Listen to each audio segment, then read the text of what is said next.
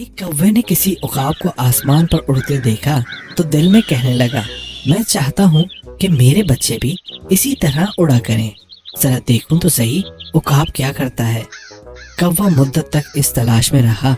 आखिर उसे मालूम हुआ कि उकाब 30 दिन तक अंडों पर बैठा रहता है। ये मालूम करके कौवा बहुत खुश हुआ।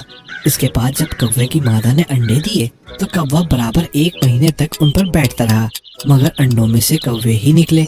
ना उनमें उकाब जैसी उड़ान थी, ना वो चोंच, ना वो पंजे, ना वो बड़े बड़े पर। कौवा कई साल तक इस कोशिश में रहा, मगर बेचारे का ख्वाब किसी तरह पूरा न हुआ। दुनिया में बहुत से लोग दूसरों की नकल करने की कोशिश करते हैं, मगर असलियत कभी नहीं बदल सकती।